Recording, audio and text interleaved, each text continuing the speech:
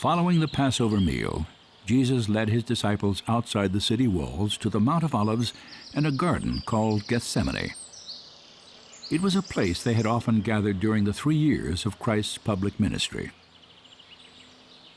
I've been in that garden many times. It's one of the most beautiful spots on earth. You stand there among the olive trees that are still there all these centuries later, and you're looking right back into Jerusalem. As they are there that evening, Jesus leaves some of the disciples in one place. He takes the 3 from the inner circle, Peter, James, and John. They go further into a deeper recess of the garden. It is there that Jesus throws himself on the ground, that he calls out to the Father and prays. My Father, if it is possible, may this cup be taken from me, yet not as I will, but as you will.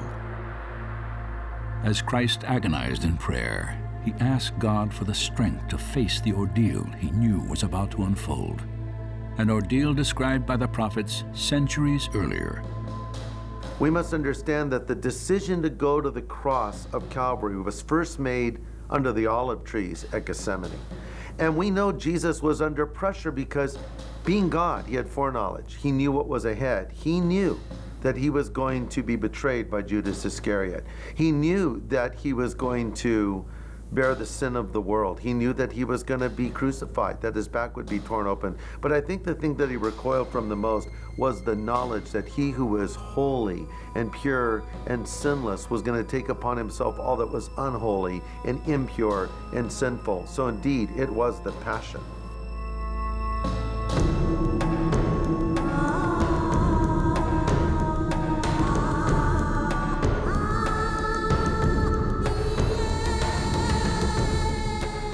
In the gathering darkness, Judas led the temple guard into Gethsemane and identified Jesus with a kiss.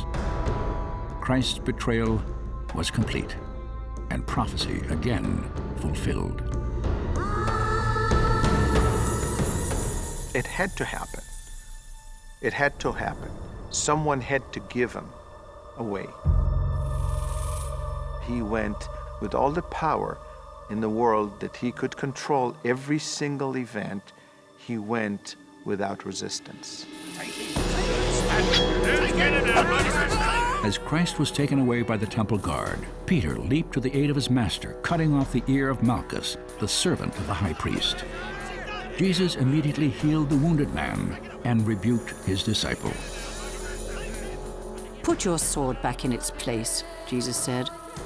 Do you think I cannot call on my Father and he will at once put at my disposal more than 12 legions of angels? But how then would the scriptures be fulfilled that say it must happen in this way? Jesus dares to say that all the prophecies, the pictures, the illustrations in the Old Testament all point to me. He goes to the cross knowing what it is all about. He faces the prediction of these prophecies, knowing their fulfillment is not only that of the blessing of the kingdom yet to come, but of the suffering of the servant who must die in our place.